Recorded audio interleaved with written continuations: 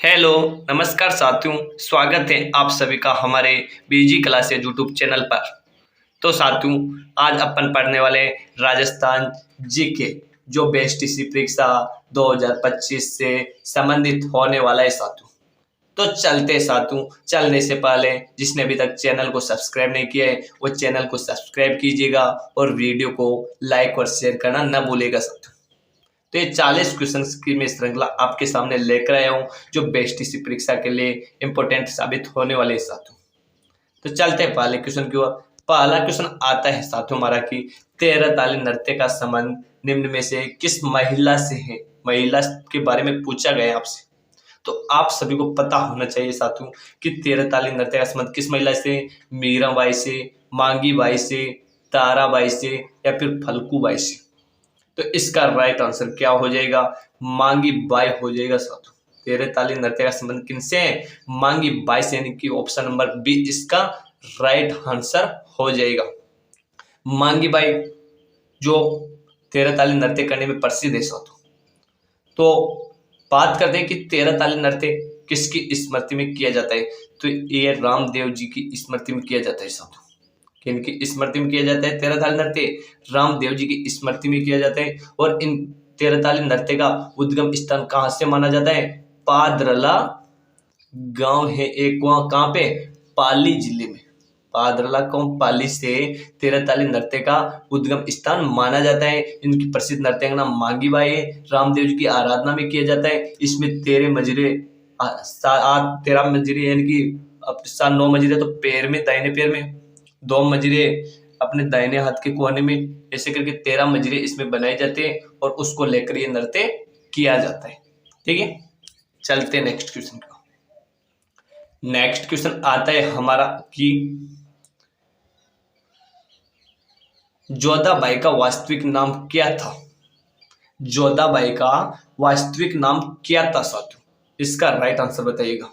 जगत गुसाई, मानबाई, हरकाबाई या फिर इनमें से कोई नहीं। जोधाबाई का वास्तविक नाम क्या था? तो इसका राइट आंसर क्या होगा? हरकाबाई, यानी कि ऑप्शन नंबर सी इसका राइट आंसर हो जाएगा कि जोधाबाई का वास्तविक नाम क्या था? हरकाबाई था साथियों। ठीक है, चलते हैं नेक्स्ट क्वेश्चन की ओर। नेक्स्ट क्वेश्चन आता है हमारा कि राजस्थान राज्य सहकारी मुद्रालय लिमिटेड जयपुर की स्थापना कब की गई? राजस्थान राज्य सहकारी मुद्रालय जयपुर लिमिटेड की स्थापना कब की गई थी साथियों? 1951 में, 1957 में, 1953 में या फिर 1960 में। तो इसका राइट आंसर क्या होगा? ऑप्शन नंबर डी हो जाएगा, यानी कि राजस्थान राज्य सहकारी मुद्रालय लिमिटेड जयपुर की स्थापना 1960 में की गई थी। ठीक है, ऑप्शन नंबर डी इसका राइट आंसर हो जाएगा। चलते हैं नेक्स्ट क्वेश्चन की ओर। नेक्स्ट क्वेश्चन आता है, इंपोर्टेंट क्वेश्चन है साथियों, 100% एसटीसी परीक्षा में छपने लायक क्वेश्चन है कि राजस्थान राज्य के राज्य पशु चिंगारा को राज्य पशु घोषित किया गया था। तो यहां से आपके 2 क्वेश्चन क्लियर हुए। एक तो राजस्थान का राज्य पशु कौन सा है? चिंगारा है साथियों। इसको राज्य पशु कब घोषित किया गया था? 1980 में, 81 में, 1980 में, 1971 में या फिर 1985 में। तो इसका राइट आंसर क्या होगा? ऑप्शन नंबर ए हो जाएगा, यानी कि राजस्थान का राज्य पशु कौन है? चिंगारा है, जिसे 1981 में राज्य पशु का दर्जा दिया गया था साथियों। नेक्स्ट बात करते हैं कि राजस्थान का राज्य पक्षी कौन सा है। राज्य पक्षी पूछा जाए आपसे तो राज्य पक्षी क्या हो जाएगा? गोंडावन हो जाएगा साथियों। राज्य पक्षी क्या हो जाएगा? गोंडावन। और जो राज्य वृक्ष है, यदि आपसे राज्य वृक्ष पूछा जाए तो राज्य वृक्ष क्या हो जाएगा? खेजड़ी हो जाएगा साथियों। ठीक है, राज्य पशु चिंगारा, राज्य पक्षी गोडाउन और राज्य वृक्ष खेजड़ी हो जाएगा। राज्य पक्षी पशु जो चिंगारा है उसे 1981 में राज्य पशु का दर्जा दिया गया था साथियों। ठीक है, चलते हैं नेक्स्ट क्वेश्चन को। नेक्स्ट क्वेश्चन आता है हमारा कि किस जनजाति के पंचायत के मुखिया को मुखी कहा जाता है साथियों? किस जनजाति के पंचायत के मुखिया को मुखी कहा जाता है? मीणा, सासी, डामोर या फिर गरासिया। तो इसका राइट आंसर क्या होगा? ऑप्शन नंबर सी हो जाएगा, यानी कि डामोर जनजाति के मुखिया को क्या कहा जाता है? मुखी कहा जाता है साथियों। ऑप्शन नंबर सी इसका राइट आंसर हो जाएगा। क्या हो जाएगा? ऑप्शन नंबर सी इसका राइट आंसर हो जाएगा। ठीक है, चलते हैं नेक्स्ट क्वेश्चन की ओर। नेक्स्ट क्वेश्चन आता है हमारा कि राजस्थान में कागज पर जो चित्र उकेरे जाते हैं उसे क्या कहा जाता है साथियों? वेरी वेरी इंपॉर्टेंट क्वेश्चन है साथियों, विशेषकर बेस्ट इसी वालों के लिए छपने वाला क्वेश्चन है साथियों। पाना कहा जाता है, मांडना कहा जाता है, फड़ कहा जाता है या फिर सांझी कहा जाता है? राजस्थान में कागज पर जो चित्र उकेरे जाते हैं उसे क्या कहा जाता है? तो राइट आंसर क्या हो जाएगा? ऑप्शन नंबर ए हो जाएगा। इसे क्या कहा जाता है? इसे पाना कहा जाता है साथियों। ठीक है, चलते हैं नेक्स्ट क्वेश्चन पर। नेक्स्ट क्वेश्चन आता है, बहुत ही अच्छा क्वेश्चन है कि एशिया में सबसे बड़े सीमेंट कारखाने की स्थापना 1953 में कहां की गई थी? एशिया में सबसे बड़े सीमेंट कारखाने की स्थापना कब की गई थी? 1953 में की गई थी, लेकिन कहां पे की गई थी? जयपुर में, सवाई माधोपुर में, जोधपुर में या फिर बीकानेर में? तो इसका राइट आंसर क्या होगा? ऑप्शन नंबर बी हो जाएगा, यानी कि सवाई माधोपुर में एशिया के सबसे बड़े सीमेंट कारखाने की स्थापना की गई थी। कब? 1953 में की गई थी। ठीक है, चलते नेक्स्ट क्वेश्चन को। साथ के साथ आप कमेंट भी किया करो कि इसका राइट आंसर क्या होने वाला है, और लास्ट में बताया करो कि आपके कितने क्वेश्चन राइट हुए।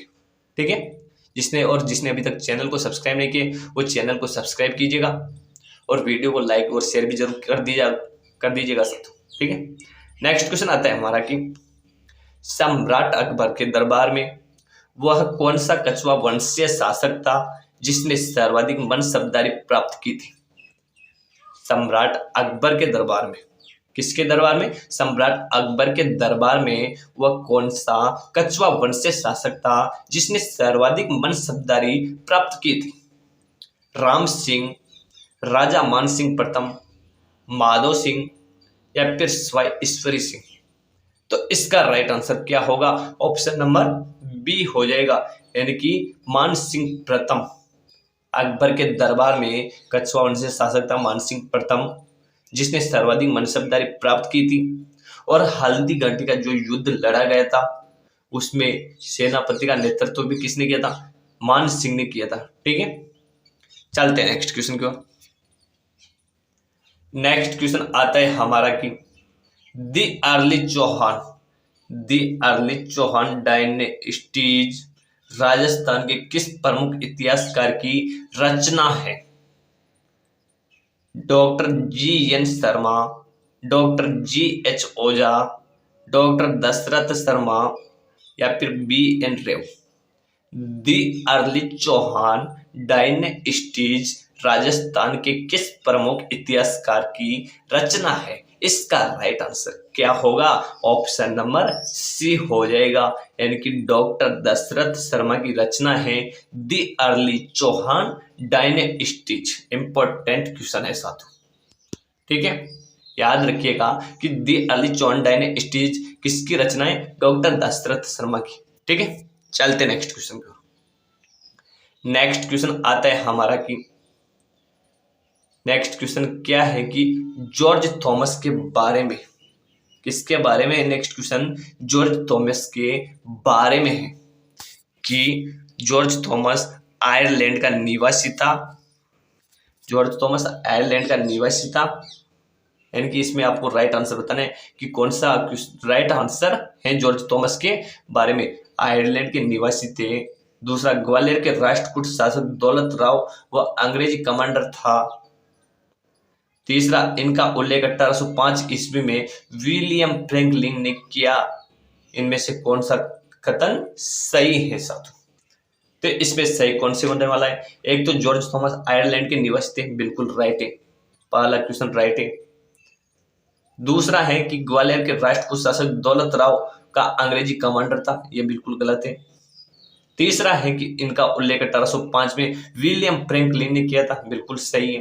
यानी कि 1 और 3 सही है, और जिसमें भी 1 और 3 है वही ऑप्शन अपन का राइट आंसर हो जाएगा। 1 और 3 कहाँ पे? सी नंबर पे, यानी कि सी ऑप्शन अपन का राइट आंसर हो जाएगा। ठीक है, चलते नेक्स्ट क्वेश्चन की ओर। नेक्स्ट क्वेश्चन आता है, बहुत ही अच्छा क्वेश्चन है कि बांगड़ सेवा मंदिर, बांगड़ सेवा मंदिर से संबंधित है जमनालाल बजाज, मोतीलाल तेजावत, बोगीलाल पांड्या या फिर गोपीनाथ मुंडे। बांगड़ सेवा मंदिर से संबंधित है, इसका राइट आंसर क्या हो जाएगा? बोगीलाल पांड्या। बोगीलाल पांड्या बांगड़ सेवा मंदिर से संबंधित है, यानी कि ऑप्शन नंबर सी इसका राइट आंसर हो जाएगा। ठीक है, चलते नेक्स्ट क्वेश्चन की ओर। नेक्स्ट क्वेश्चन आता है साथियों हमारा कि नया सवेरा है तंबाकू से पूर्ण नशा मुक्ति कार्यक्रम, डोडा पोस्ट से पूर्ण नशा मुक्ति कार्यक्रम, शराब से पूर्ण नशा मुक्ति कार्यक्रम या फिर ये सभी। तो इसका राइट आंसर क्या होगा कि नया सवेरा है डोडा पोस्ट से पूर्ण नशा मुक्ति कार्यक्रम को नया सवेरा कहा जाता है। ठीक है, ऑप्शन नंबर बी इसका राइट आंसर हो जाएगा। चलते हैं नेक्स्ट क्वेश्चन की ओर। नेक्स्ट क्वेश्चन आता है, इंपॉर्टेंट क्वेश्चन लगा दीजिएगा साथ। ऐसे ही क्वेश्चन एग्जाम में पूछे जाते हैं कि रेड कोर है, रेड कोर का फुल फॉर्म पूछा गया आपसे, red infrastructure development corporation of Rajasthan, Rajasthan indoor decoration corporation of railways, rail information download corporation on Rajasthan या फिर road infrastructure development company of Rajasthan. Red core का तात्पर्य क्या है? तो इसका राइट आंसर क्या होगा? Road infrastructure development company of Rajasthan, यानी कि ऑप्शन नंबर डी इसका राइट आंसर हो जाएगा। रेड कोर का तात्पर्य क्या है? Road infrastructure development company of Rajasthan. ठीक है, चलते नेक्स्ट क्वेश्चन की ओर। नेक्स्ट क्वेश्चन आता है हमारा कि चित्तौड़गढ़ के बेसरोडगढ़ से भीलवाड़ा के बिजोलिया तक का पठारी बाग व्यस्त काल में किस नाम से जाना जाता था? चित्तौड़गढ़ के बेसरोडगढ़ से भीलवाड़ा के बिजोलिया तक का पठारी बाग रियासत काल में किस नाम से जाना जाता था साथियों? तो राइट आंसर क्या होगा? मेरवाड़ा, राणावत, मागरा या फिर ऊपरमाल। तो इसका राइट आंसर क्या हो जाएगा? ऊपरमाल। और आपसे डायरेक्टली पूछा भी जा सकता है कि बेसरोडगढ़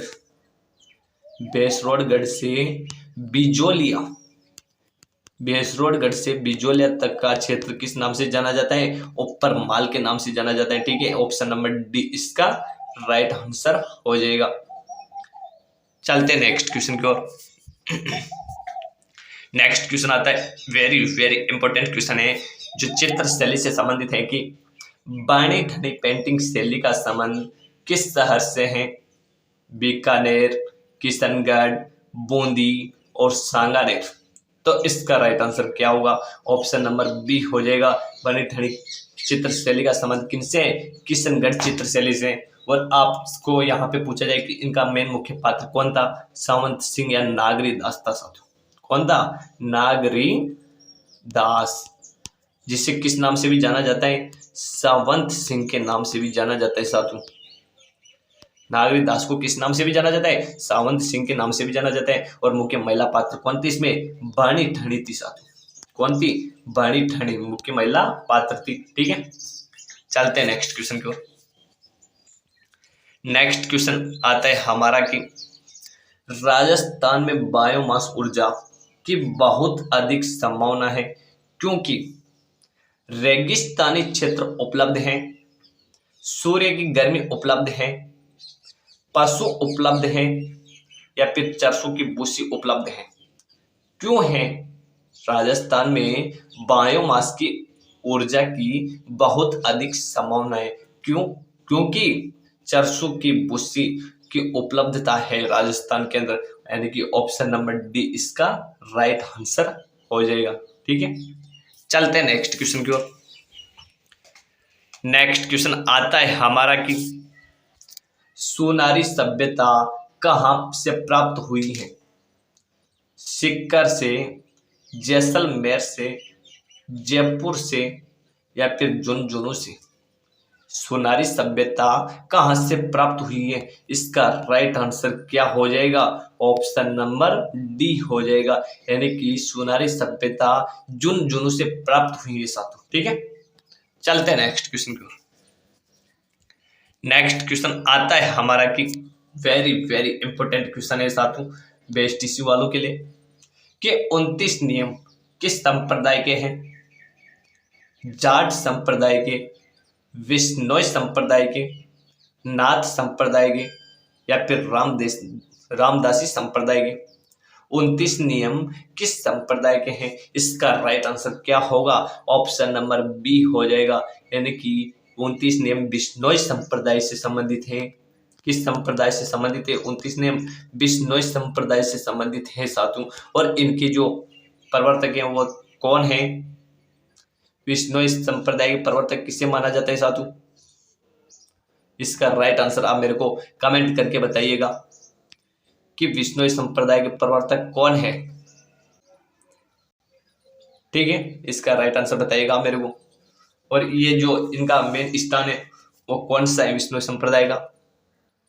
इसके बारे में आप सभी को पता होना चाहिए कि विश्नोई संप्रदाय का मूल स्थान कौन सा है। जोधपुर को माना जाता है साथियों, जो मारवाड़ को माना जाता है विश्नोई संप्रदाय के मूल स्थान। ठीक है, चलते नेक्स्ट क्वेश्चन की ओर। और जो इसके विश्नोई संप्रदाय के जो प्रवर्तक है वो किसे माना जाता है, तो आप कमेंट करके बताइएगा। यदि आपको नहीं आता है तो मैं बता दूं आपको कि जम्बो जी को विश्नोई संप्रदाय का प्रवर्तक माना जाता है साथियों, जिन्होंने 29 नियम बनाए थे साथियों। कितने नियम बनाए थे? 29 नियम बनाए थे साथियों इन्होंने। ठीक है, चलते नेक्स्ट क्वेश्चन की ओर। नेक्स्ट क्वेश्चन आता है हमारा कि राजस्थान का एकीकरण से पहले क्या नाम था? राज दरबार, राजपूताना, रजवाड़ा प्रदेश, या फिर रायथान? इसका राइट आंसर क्या होगा? ऑप्शन नंबर बी हो जाएगा, यानी कि राजस्थान का संपूर्ण एकीकरण 1 नवंबर 1956 को हुआ था साथियों। ठीक है, उनसे पहले राजस्थान का नाम क्या रखा गया था? राजपूताना रखा गया था साथियों। क्या रखा गया था? राजपूताना। ठीक है, चलते नेक्स्ट क्वेश्चन की ओर। नेक्स्ट क्वेश्चन आता है हमारा कि राजस्थान की सर्वाधिक प्राचीन सभ्यता कौन सी है? कालीबंगा, गिलोंड, आहड़, या फिर आर्य सभ्यता? तो इसका राइट आंसर क्या होगा? ऑप्शन नंबर ए हो जाएगा, यानी कि राजस्थान की सबसे प्राचीन सभ्यता कौन सी? कालीबंगा सभ्यता है, जो कहाँ पे पड़ती है? हनुमानगढ़ में स्थित है साथियों। ठीक है, ये यहाँ पर काली चूड़ियां निकली थी, इसी के कारण इसका नाम कालीबंगा रखा गया था। ठीक है, चलते नेक्स्ट क्वेश्चन को। नेक्स्ट क्वेश्चन आता है हमारा कि राजस्थान सरकार द्वारा निःशुल्क दवा योजना कब शुरू की गई? 1 जनवरी 2013, 2 अक्टूबर 2011, 2 अक्टूबर 2012, या फिर 1 जनवरी 2012?